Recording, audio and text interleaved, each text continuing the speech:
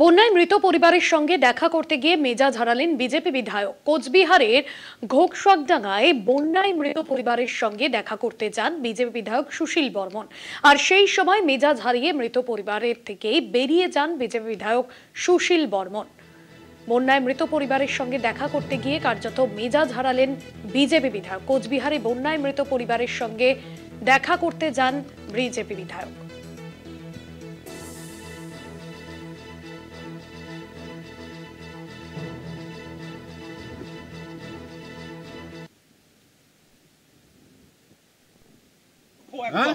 সহানুভূতির জন্য ওনার তৃণমূল করতে পারে, সহানুভূতির জন্য আসছি। এখানে এসে কিসের রাজনীতি, কি করতে, কি দিতে পারবে, কি দিবা? হ্যাঁ, তোমরা সরকারে, এখানে দিল্লি সরকারে আসো, মানে কি দিবা, কি দিতে পারবা?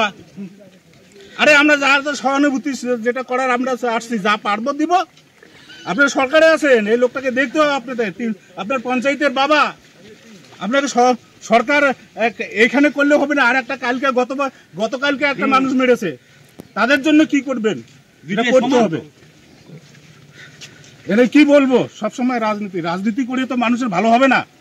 আপনাদের শুনলাম বন্যায় মৃতের পরিবারের সঙ্গে দেখা করতে গিয়ে রীতিমতো মেজাজ হারাতে দেখা গেল বিজেপি বিধায়ক সুশীল বর্মনকে, যেখানে ত্রাণ নিয়েও তিনি রীতিমতো মেজাজের ঘোকসাডাঙ্গায় এই বন্যায় মৃতের পরিবারের সঙ্গে দেখা করতে যান বিজেপি নেতৃত্ব, এবং সেখানে বিজেপি বিধায়ক সুশীল বর্মন তিনি রীতিমতো বচসায় জড়িয়ে পড়েন এবং মেজাজ হারান তিনি, এমনটাই শোনা গেল। এবং যেখানে ত্রাণ সামগ্রী তিনি রীতিমতো মেজাজ হারান।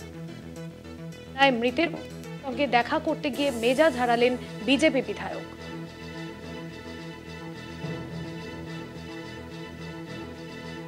রবিউল হোসেন প্রতিনিধি ফোন লাইনে। রবিউল, কোন পরিস্থিতিতে বিজেপি বিধায়ক এভাবে মেজাজ হারিয়ে কথা বললেন?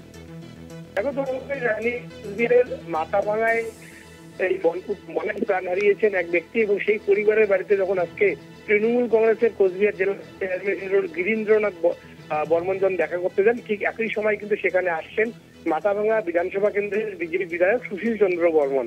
এবং যখন উভয়ই একসাথে সেই পরিবারের সঙ্গে দেখা করেন বা কথা বলার চেষ্টা করেন, ঠিক সেই সময় তৃণমূলের চেয়ারম্যান গিরীন্দ্রনাথ বর্মন সেই বিজেপি বিধায়ককে প্রশ্ন করেন যে মৃত এই পরিবারের জন্য আপনারা কি করবেন। আর তৃণমূল জেলা চেয়ারম্যানের এমন প্রশ্ন শুনেই কিন্তু কার্যত চটে যান একেবারেই বিজেপি বিধায়ক, এবং তিনি বলতে শুরু করেন যে তিনি এখানে রাজনীতি করতে আসেননি, সৌজন্য সাক্ষাৎ করার জন্য এসেছেন এবং পরিবারের প্রতি সমবেদনা জানাতে এসেছেন।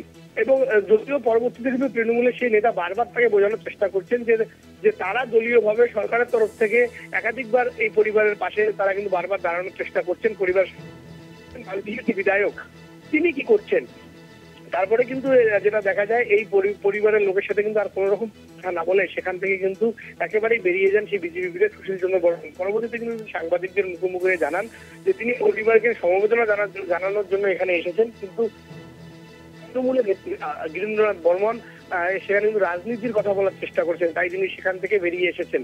অপরদিকে কিন্তু তৃণমূল চেয়ারম্যান গিরীন্দ্রনাথ বর্মনের স্পষ্ট কথা যে তিনি যে প্রশ্ন করেছেন সেই প্রশ্নে কিন্তু রাজনীতির একেবারেই কোনো গন্ধ নেই। তিনি স্পষ্টতই বিধায়কের কাছে জানতে চেয়েছেন যে এই পরিবারের পাশে বিধায়ক হিসেবে তিনি কিভাবে রয়েছেন।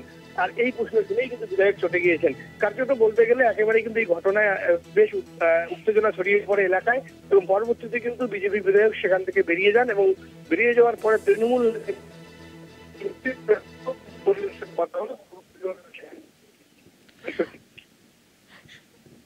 ধন্যবাদ জানাবো রবিউল।